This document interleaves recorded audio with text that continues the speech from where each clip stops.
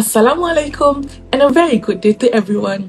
We are from IPG Campus Dato' Razali Ismail, and today we will be presenting our KPPB task, which integrates two courses. First is TSLB 3343, Integrated Skills in the Primary ESL Classroom, and TSLB 3332, Teaching in Practice.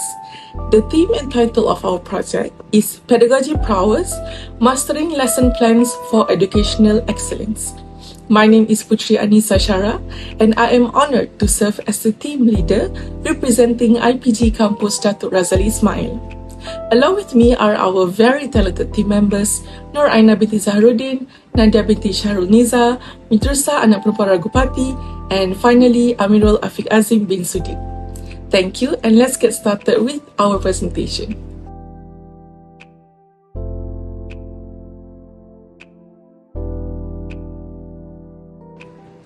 Pedagogy prowess refers to the expertise in teaching, especially in designing lesson plans for educational excellence. Our goal here is to show how effective lesson planning enhances teaching and improves student outcomes.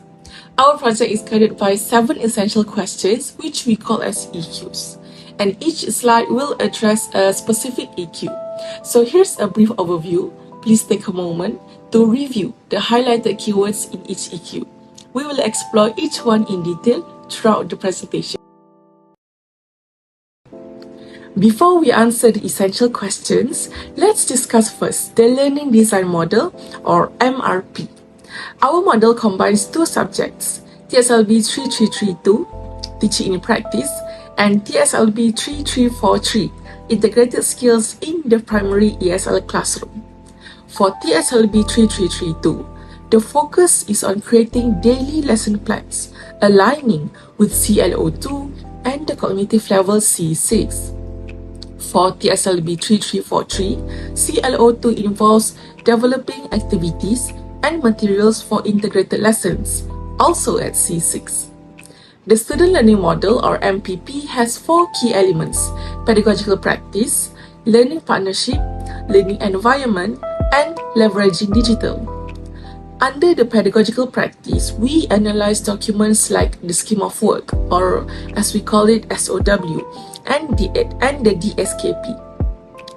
We participated in collaborative lesson planning and group macro teaching, and also received feedback from our lecturers. In the learning partnership element, we consistently received feedback from lecturers, classmates, peers, and seniors, helping us refine our lesson plans. The learning environment while completing the KPPB task was highly supportive. We learned a great deal from our community, including classmates and lecturers, in a collaborative and positive setting. One of the significant elements is leveraging digital tools in creating lesson plans. We utilized various digital tools ranging from simple tools like Canva to building a Google site, which will be explained further by my group members. So by answering these essential questions, we are aligning with the 6 C elements in the KPPB project. Now, let's move on to answering the first EQ. Thank you, Putri. Moving on to leveraging digital tools, we use the 3E and 3R frameworks. Let's discuss about them. The 3E framework includes engagement, enhancement, and extension. Engagement occurs during hands-on activities and peer feedback on platforms such as Canva and WhatsApp. This fosters communication and collaboration. Enhancement focuses on knowledge acquisition through peer discussions and lecture feedback on Padlet, which promotes critical thinking. Extension shows that lesson planning encourages skills acquisition. A student-centered approach prepares us for practicum and fosters 21st century skills such as collaboration and critical thinking. Meanwhile, the 3E framework includes acquisition, application, assimilation, and adaptation. In the acquisition stage, we gain inputs from our lectures and resources like Google Classroom.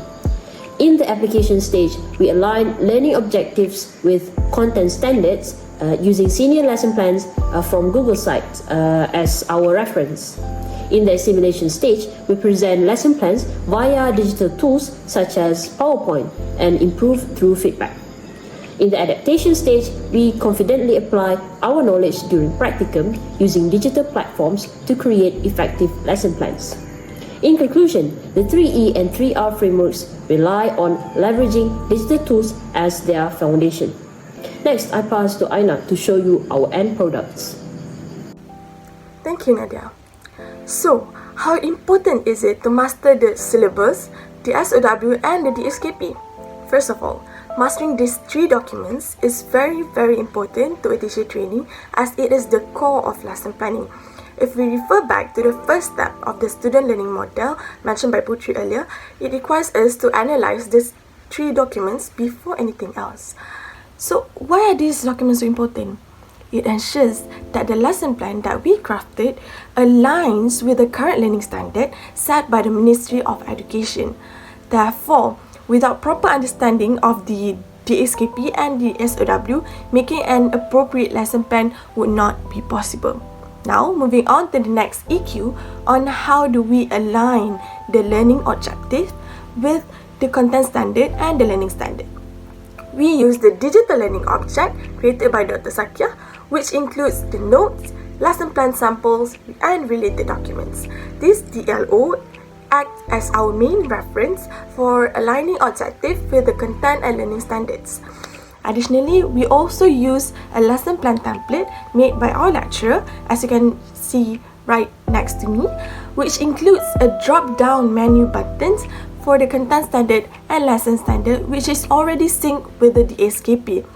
This ensures that our objective, the one that we crafted, actually aligns with the content standard and the learning standard. And now moving on to the next question on how do trainee teachers apply digital tools in the lesson plan. As Putri already highlighted, leveraging digital tools is actually very crucial in both the practice and the production stage in making a lesson plan. In the practice phase, we often use the Google Docs to draft and edit, YouTube and blogs for the ideas, and Padlet for the feedback. And for the production stage, I usually use the Grammarly to check my grammars, Google Sites, and Canva to display and showcase my final lesson plans to my lecturers. And this actually demonstrates the use of digital tools to enhance critical thinking and maximize the efficiency in preparing lesson plans. And now, I will pass this to Putri for the next question. Thank you, Aina. Now, let's look at the seventh EQ. Would a trainee teacher be an effective teacher if they were able to use the documents well? Absolutely. Utilizing the scheme of work, SOW, and the SKP effectively allows trainee teachers to create excellent lesson plans, which are crucial for becoming effective teachers. This process supports collaboration in the 6C framework, fostering teamwork and shared learning. Before using these documents, we made mistakes in our lesson plans. With the SOW and the SKP, we received constructive feedback from our lecturers, helping us to improve. Listening and accepting advice builds respect, reflecting citizenship by valuing different perspectives. Our learning partners, including lecturers, created a Google site, a valuable resource with feedback sheets and lesson plans.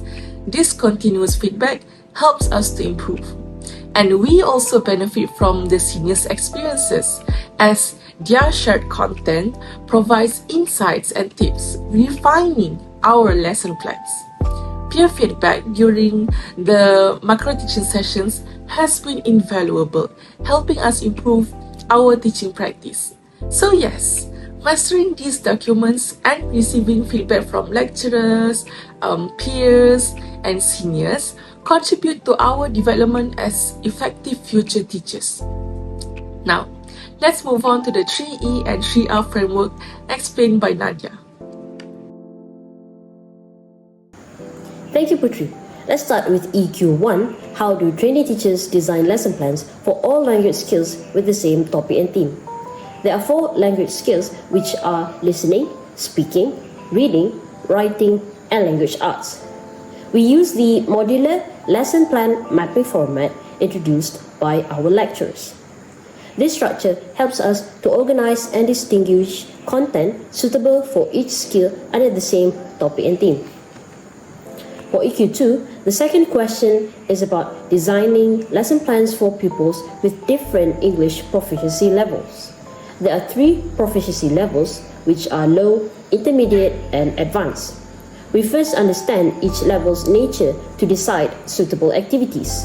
Differentiation strategies are used in our lesson plan to cater to different proficiency levels.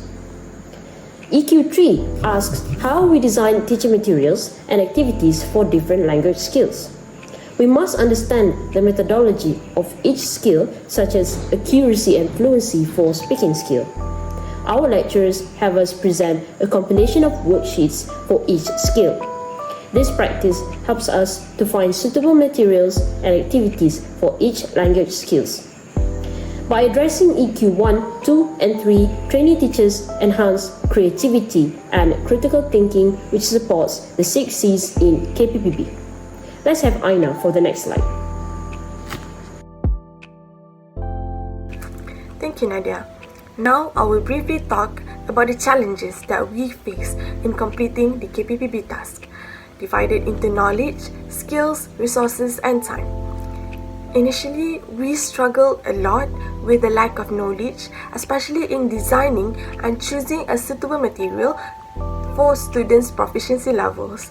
We were unsure of what kind of material suits the students the most.